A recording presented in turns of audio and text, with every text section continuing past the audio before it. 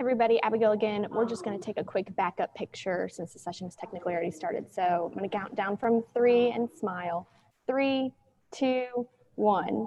Oh, hold on. Somebody popped it. Okay, 3, 2, 1. Can you go back to the normal thing? The meeting is Perfect. Thank you, guys. I'm going to stay in, and hopefully Amy will join soon. And Jamie, we're ready to kick it off. Amy will be joining as soon as she can. Okay. Good morning, everyone, and welcome to the 2020 Georgia Bio Innovation Summit.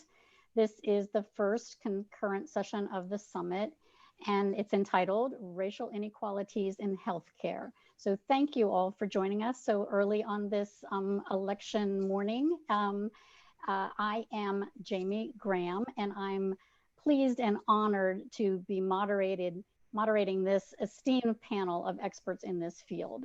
I'd like to introduce our panelists, and I'm going to do this in alphabetical order just because that's easier for me. And so we will start with Cornelius Bankston. He is the managing partner at TechPlug. He's on the advisory board of one of our other panelists, Amy Baxter, which is Pain Care Labs.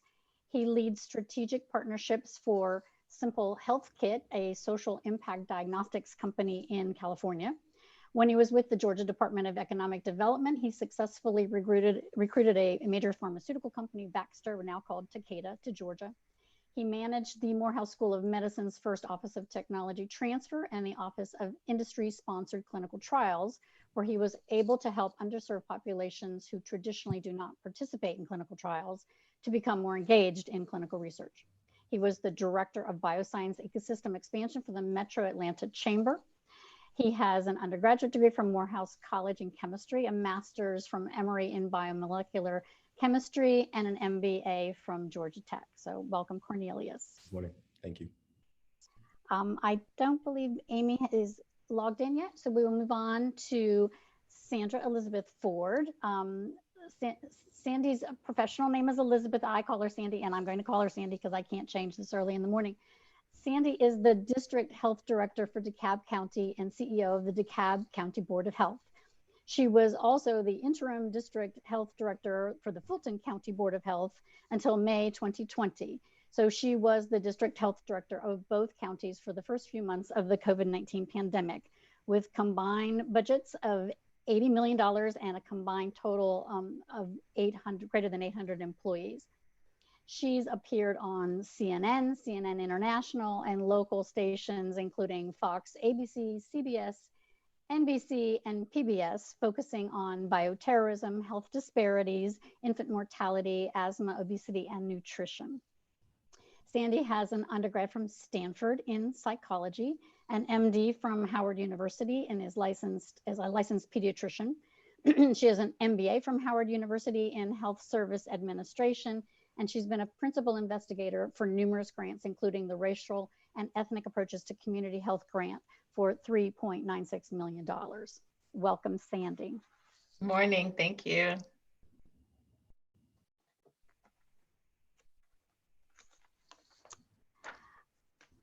Alpa Patel is the Senior Vice President of Population Science at the American Cancer Society.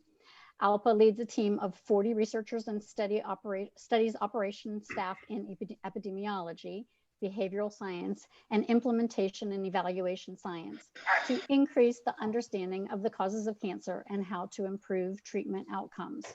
She is the principal investigator of the American Cancer Society Cancer Prevention Studies, which are among the country's largest population cohort studies. She has an undergraduate degree in zoology, animal biology from the University of Florida, a master's in epidemiology from Emory, and a PhD from the Keck School of Medicine of the University of Southern California. Welcome, Alpa. Thank you so much. And last but not least, we have Edie Stringfellow, the Director of Diversity and Inclusion at MassBio. And MassBio, if you don't know, is the Massachusetts equivalent of our Georgia Bio. In this position, she drives strategy and manages the day-to-day implementation of MassBio's ongoing initiative to improve diversity and inclusion throughout the life science industry. She is an undergrad from Illinois State University in Communications and Business Management, Master's in International Relations and Affairs from Boston College, and comes to us today all the way from Boston.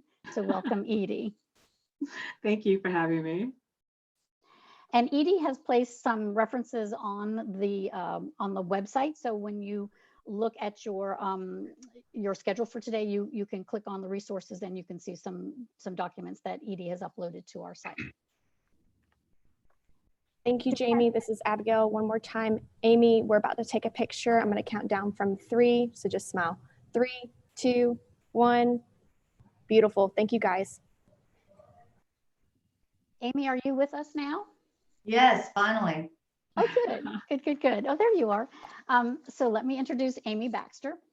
Amy is the founder and CEO at Pain Care Labs. She's the inventor of the Buzzy device that blocks physiological pain and has controlled needle pain for over 35 million needle procedures.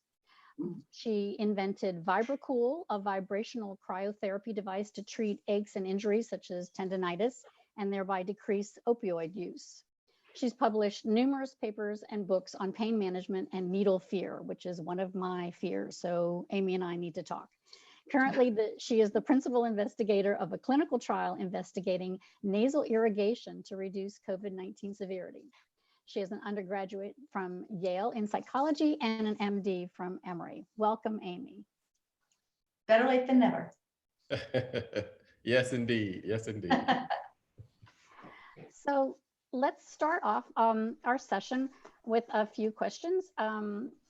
So I'd like to sort of separate our discussion into 3 major areas: the evidence of racial disparities, reasons for these disparities, and what we can do to overcome the disparities. And I'd like to try and leave as much time as possible for the last part of it, because we really want to hear from you, the experts in this field. I had always heard of racial disparity, but I didn't quite have the numbers and I didn't know what I was talking about. So I tried to figure out on my own and taught myself as much as I could.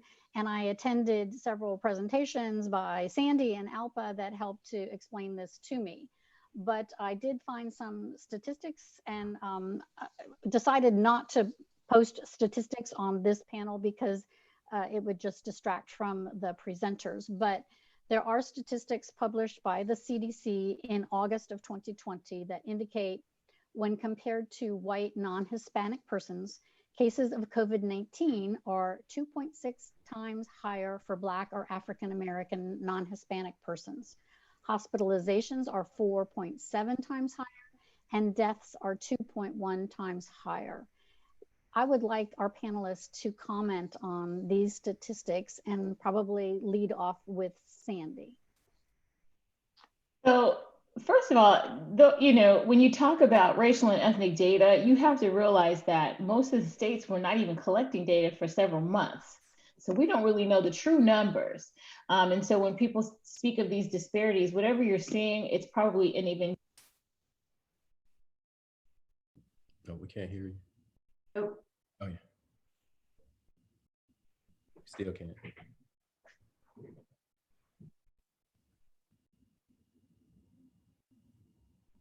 We can't hear you.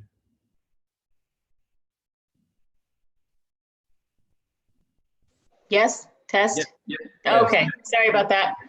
But did you the first? Okay, well, I'll start. So we don't know whether those numbers are accurate because we weren't collecting accurate data for several months into this pandemic. And so whatever you're seeing in terms of disparities, it's probably even more dramatic. And we are still having challenges collecting Hispanic Latino data specifically. And so we really don't know. But what we did collect, at least at the DeKalb level, we've been collecting our own racial and ethnic data since maybe May. And we are definitely seeing that 2.2 to 1 disparity, Black versus white.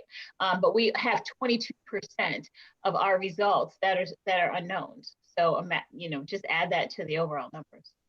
Jamie, can I just insert something right quick? Because I feel something tugging at my spirit. So I like what Dr. Ford had mentioned, but Dr. Ford, could you give us more historical context? Because we're living in a time like today, is extremely important so that our listeners and participants can really understand the historical reasons why we are here today talking about health inequalities, especially in this current political climate, because I think there's a lot of historical information that people don't quite understand.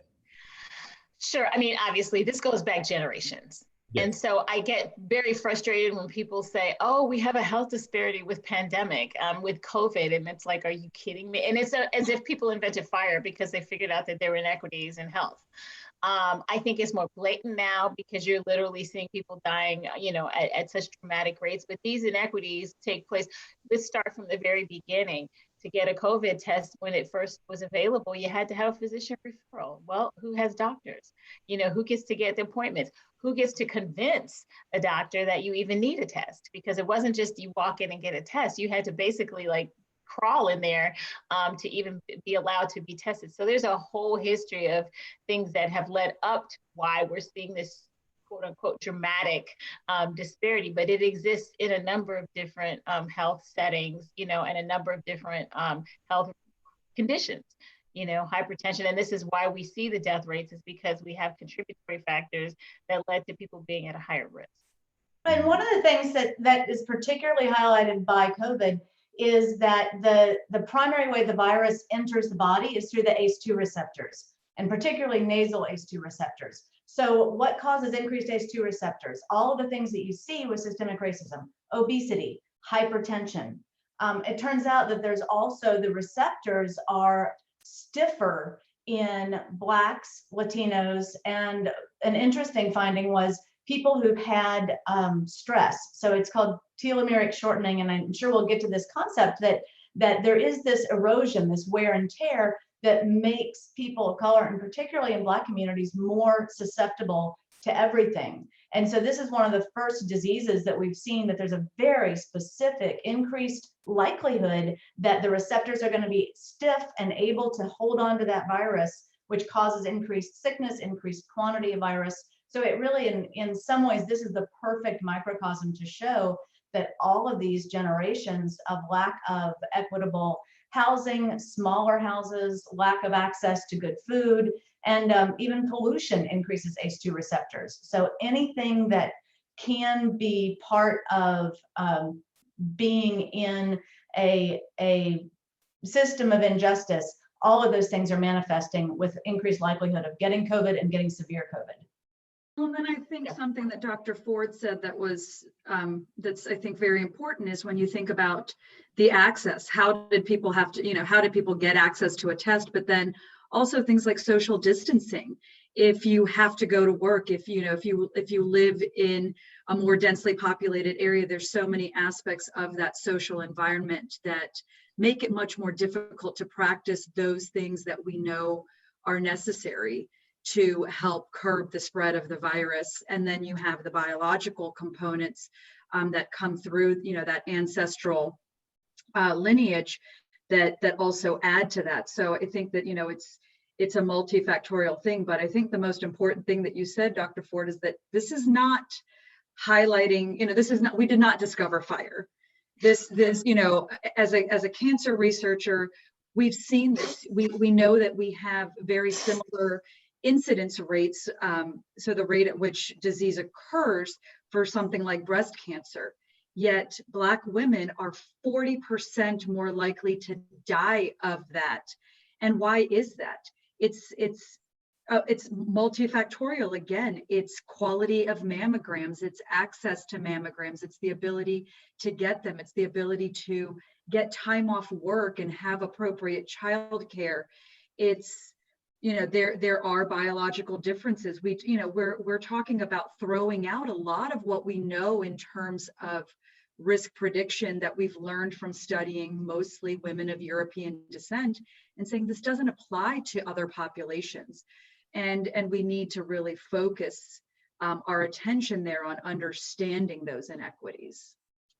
So it becomes a conversation to me around what Dr. Baxter was mentioning, one around genetics, and then this other bigger conversation around social determinants of health, right? So if we're looking at this, as you mentioned, this multifactorial, all these different scenarios that are impacting people of color, and if we want to drill down to Black people in America, it is these are conversations.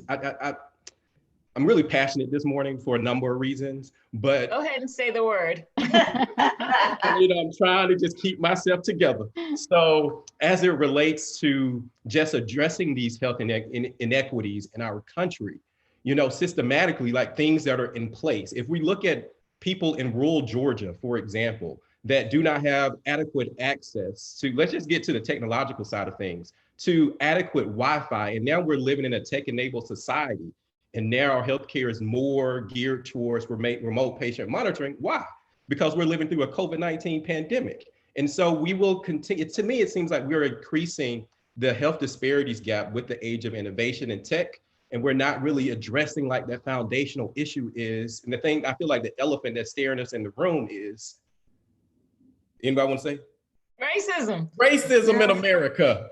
And let's just say it and call it out, opposed to, because we see it in our electoral process. We need to address that.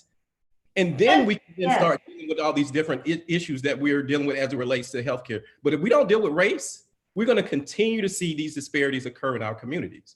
But I think that doctors will often say, we'll point to lifestyle, we'll point to equity and access.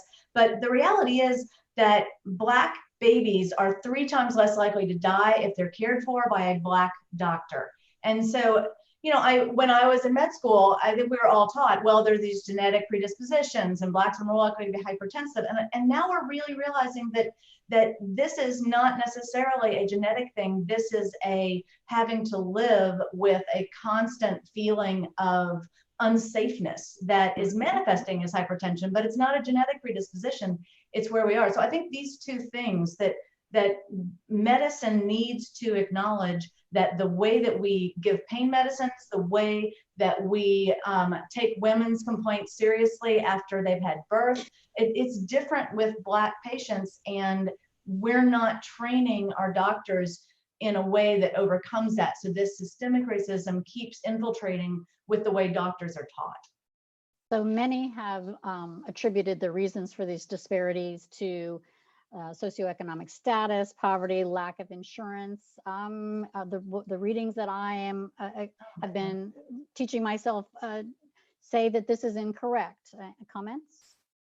Well, I think we also have to take a look at the historical impact of how we got here too. If you take a look back at the Flexner report back in the early 1900s, that prohibited and basically said Black and brown people are not as intelligent as Europeans, and it prohibited us from going to medical schools, and it shut down most of the Black medical schools.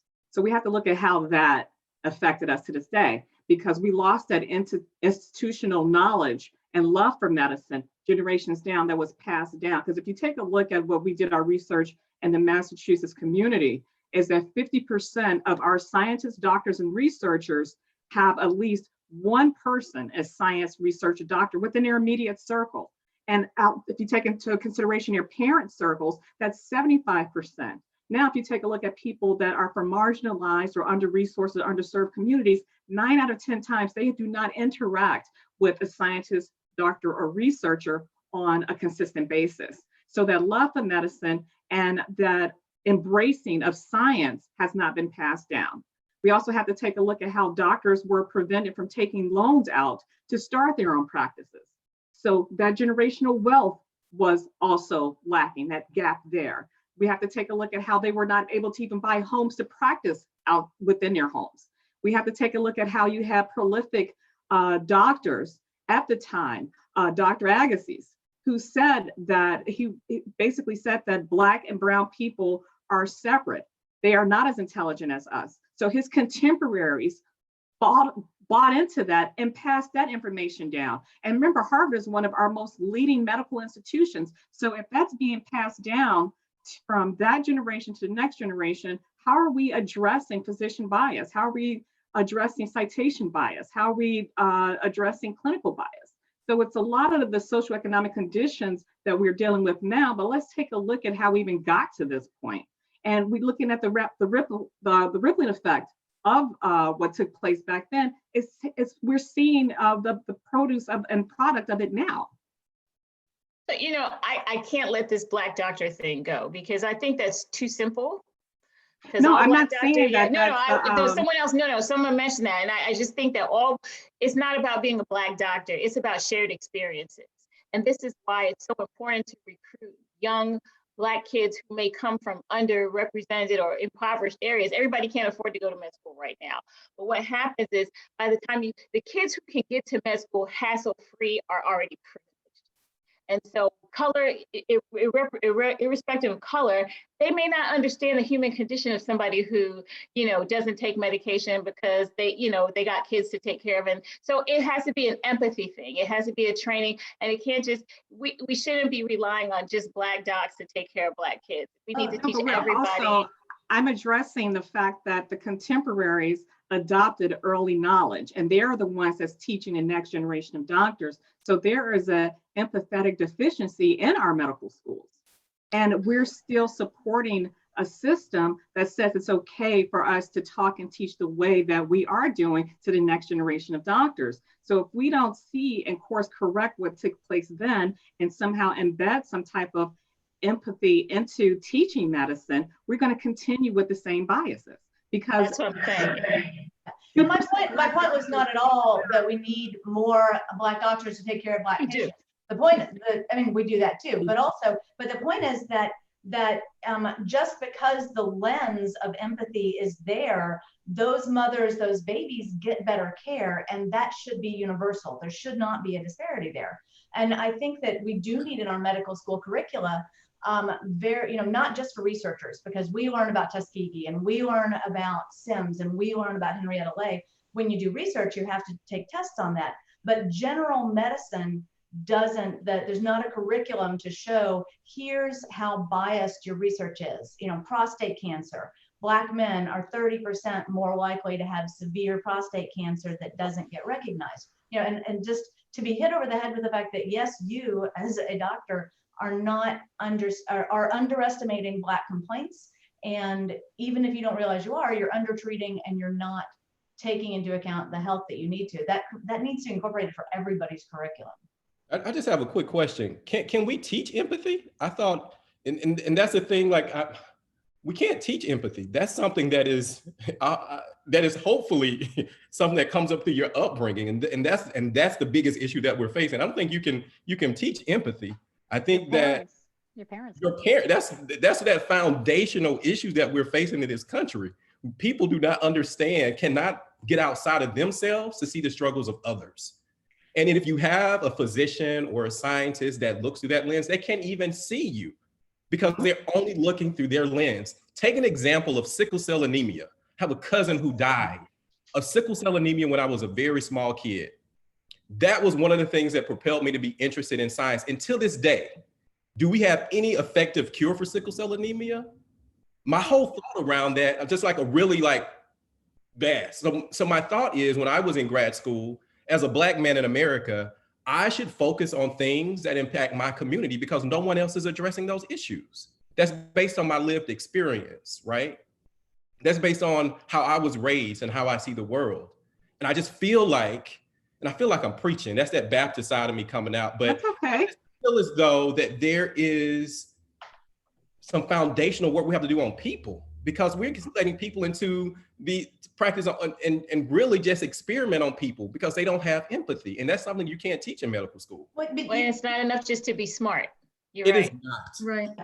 You can teach it a little bit though. I did a study in Dallas, which is the only study that shows that patients with sickle cell anemia that come in, the most distinct factor on whether they need to be admitted is what they say. Believing the patients and what their pain is. If their pain stayed 10 after they got a dose of morphine, they needed to be admitted. And that was the most significant, was believing and listening to them. When I lecture on sickle cell, I talk about my friend Dawn, who was a child abuse doctor with me and ended up in the ICU because of acute chest, because of sickle cell. And so when I see these doctors in the emergency room who underestimate the pain coming in, I would tell them about Dawn's story and how she said, oh, I had 3 children without having any anesthesia, because after sickle cell, labor is nothing. And let me tell you, the women who'd had kids, that gave them some empathy into what sickle cell patients are experiencing. So if you can make a connection, and if you can say, look, here's a doctor with sickle cell, you believe her and then make that kind of trickle over. I think you can give some insight, but it is difficult. But I think when we go back to these, to the fundamental roots of racism, I think the ability to get oftentimes, and that's where that unconscious bias comes in, to get that belief as a person of color is much harder. And I mean, so I think that, empathy is important, but I think understanding both those conscious and unconscious biases that may influence your ability and, consciously or subconsciously, or willingness to believe someone because of the color of their skin is another big challenge. And that's, that underlying issue in provider bias, I think is something significant that we need to figure out how to, or if it's possible to train health professionals to.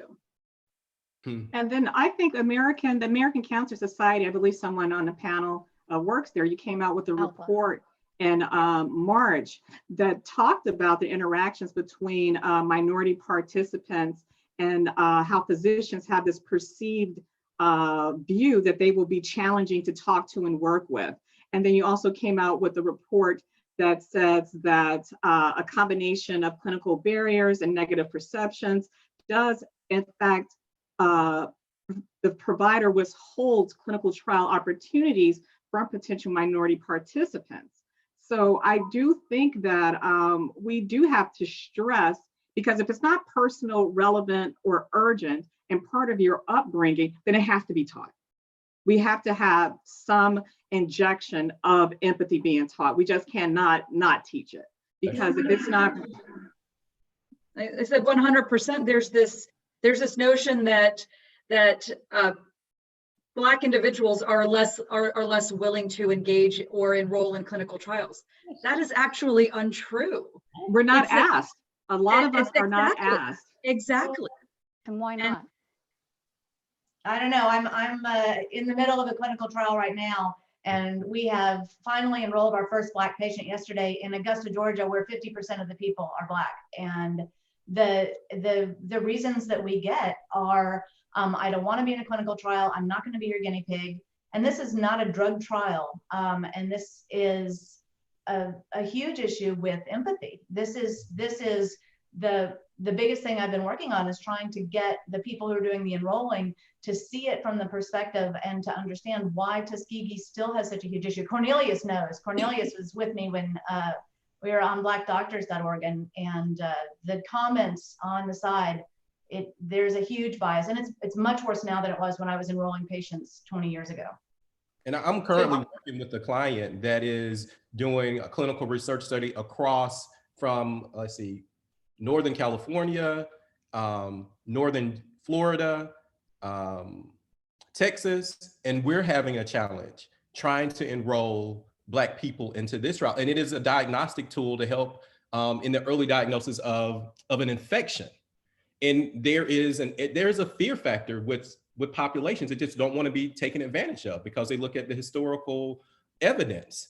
And so from my personal experience in working in this space through Morehouse School of Medicine, leading clinical research, not managing clinical research there, to what I'm doing now, we do not, from the work that I'm seeing, we do not see a heavy uptick of Black people in clinical research and clinical trials.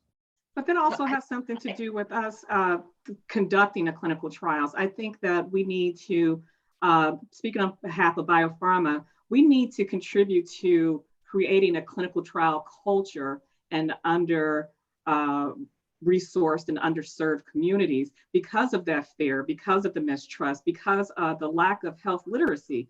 We have access to cutting edge medical technologies that we can embrace diagnostic modalities. We can also provide you with the scientific advancements in medicine, and then also work on the return of investment for you to make sure you still have access to that medicine after the trial ends. So we have to all work together and see each other as partners, the healthcare providers, the payers, the researchers, distribution. So everything boils down to access, opportunity, and distribution. Now that we are in COVID, we are decentralizing more clinical trials. So you brought up a good point. Someone talked about telemedicine. Then that means biopharma and the medicine community needs to partner with Comcast, Verizon, and say this is going to be a social benefit, not just you building upon your profits. That means if we're instituting every household with broadband, Wi-Fi, or fiber optics, that means we're improving and closing an educational gap.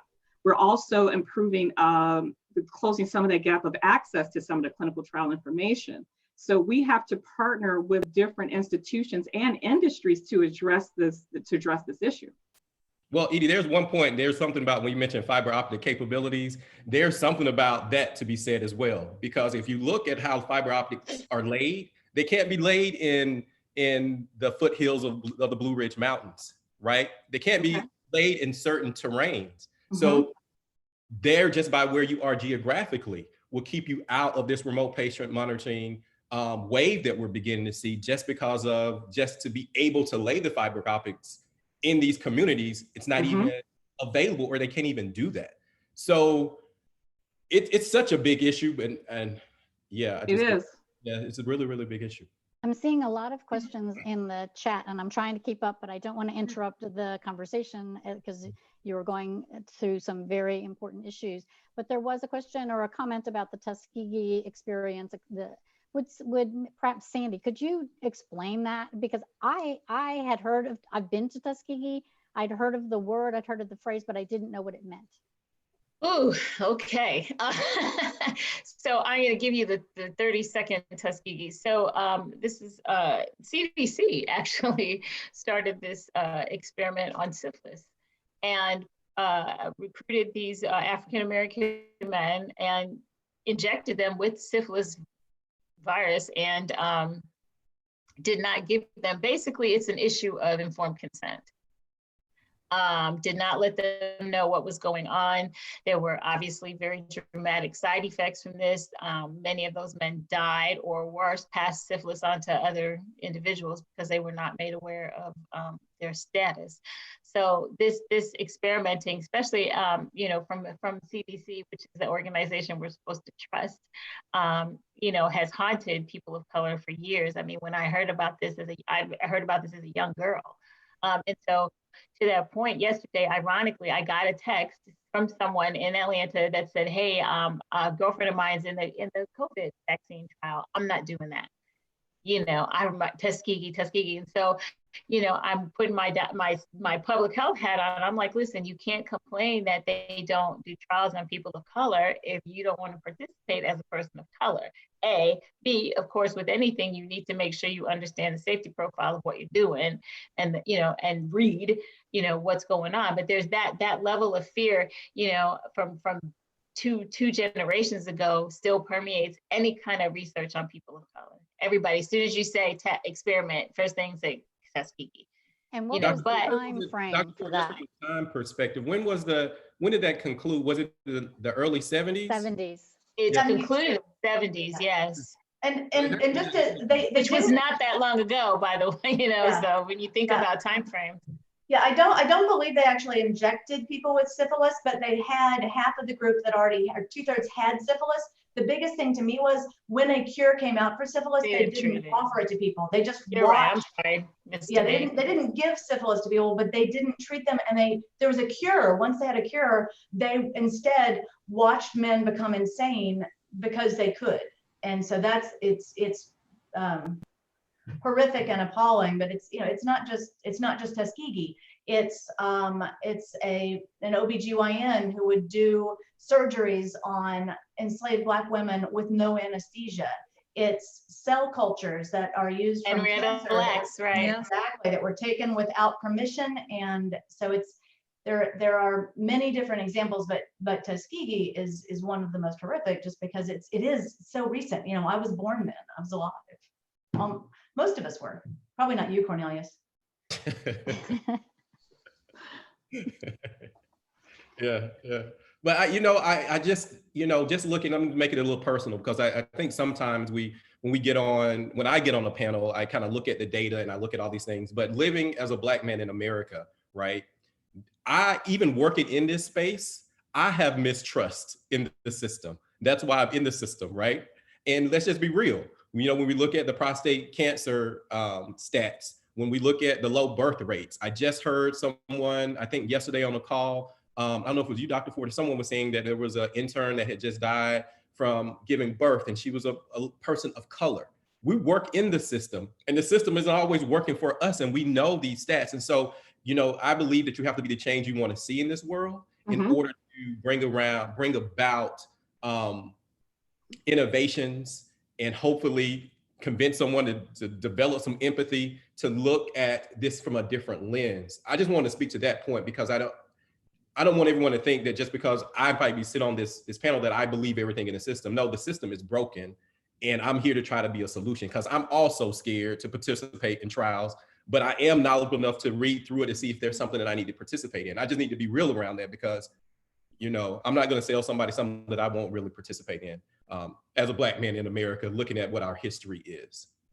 And you, again, I'm with the clinical trials, if you take a look at COVID-19, when we started out with the clinical trials, it was predominantly 89% white of the patients volunteering, until the pharmaceutical industry and the biotech community made that visual commitment, that pledge to the community that we're not going to take this drug to market until we have more people from diverse backgrounds to participate in clinical trials. So people like me go out to talk to different communities to say that we need you. I am a clinical trial participant. We are not going to get a vaccine until we get more people from diverse backgrounds to participate in these clinical trials. There is no other way around it. There's no wishing, there's no hoping, there's no going back to barbecues, there's no going back to playing games, there's no go back to any type of normalcy that we once knew until we get more people from diverse backgrounds to participate in those clinical trials. And we have to keep getting that message out and imploring people to do so. And we have to acknowledge what happened in this past, but we are putting in safety measures now to do our best to prevent that.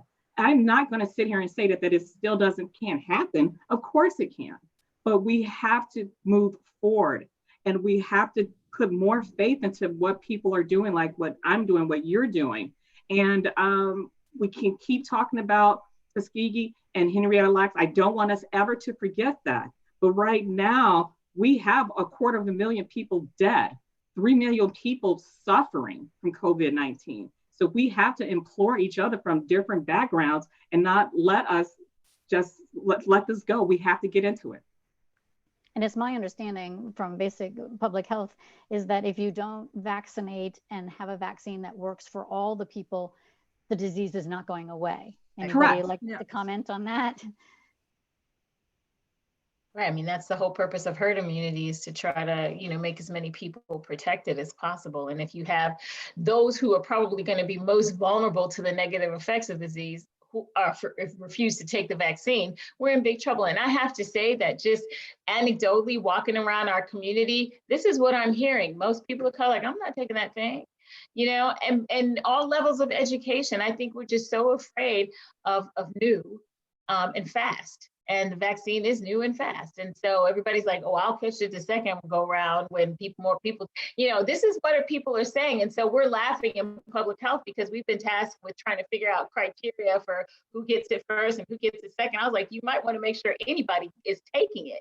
You know, it may not be a matter of availability. It may be a matter of, I'm not even going to take this vaccine. Mm-hmm. So there's a question in the chat. It says, I've heard we never reached herd immunity without a vaccine before. Is that true?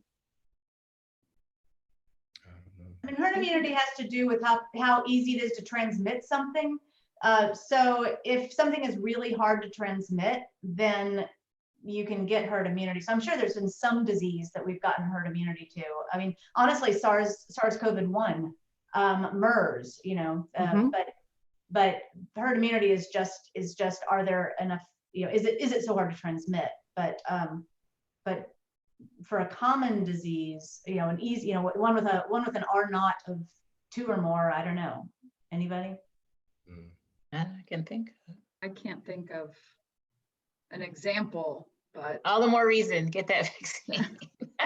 Well, we are increasing more people from diverse backgrounds volunteering too. That's really good news right now. We went from, if you take a look at the percent of deaths, is close to 50% for Black, Hispanic, Native Americans of the COVID deaths. but we only had originally 11% of people from those backgrounds enrolled in the clinical trials. Now we're approaching 30%, if not surpassed 30%. Is because people are feeling, I understand the whole distrust, but until we get more people to participate in clinical trials and then accept the vaccine, nothing is going to change. And I hope, I mean, Jamie, you had started saying that you wanted to go to what can we do? And that to me gives me some glimmer of hope, because when I think about the cancer space, you know, it's when you think about where populations of color largely are treated, the number of clinical trials available at those facilities are just a fraction of what would be available at a different. So take Atlanta, for instance. The number of clinical trials that are made available to you at Grady versus at Winship is vastly different. And so how do we actually then now start to, once we see that we can engage people, that we can help people get past some of these trust issues, how can we now make those trials accessible? And I'm hoping that we can learn a lot from what's coming out of COVID in terms of breaking down those walls and those barriers that are there because of place, to actually give an individual, regardless of where they go to get treated or are diagnosed, access to the opportunity to engage in a trial. And that's a huge issue. One of the questions is, how does somebody get enrolled in a trial if they're interested? They can go to www.clinicaltrials.gov and a couple of other sites. I wish it was one site that we could all go to, but right now the main one to go to is clinicaltrials.gov, and put in your criteria, your indication, or what you're looking to do, participate, and you will see a list generated. And we are working on inclusion and exclusionary criteria. Know that we're working on comorbidities and getting more people from those backgrounds into clinical trials. So the biopharma community is working extremely hard, and we are working in partnership with the community-based organizations, more safety net hospitals. I'm not sure the percentage of safety net hospitals in the Georgia area, but we are making forth an effort, because those are usually target-rich environments from people from all types of different backgrounds to participate in clinical trials. But the first place I would recommend to start would be clinicaltrials.gov. And then you also have, especially with the COVID clinical trials, you have on the National Institutes of Health website, as well as the Center for Disease Control websites. For cancer, there are also, the cancer doctor is going to have, there are multiple different registries of trials for participating in cancer trials.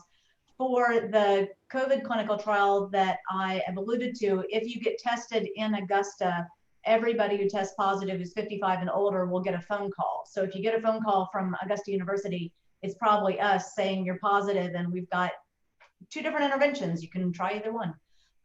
But the important thing about the clinicaltrials.gov is also that it can be a lot to sift through. So doctors can tell you what kind of criteria are going on in your area, and teaching hospitals are always going to be the best places to get treated, because you do actually, the outcomes are better participating in clinical trials.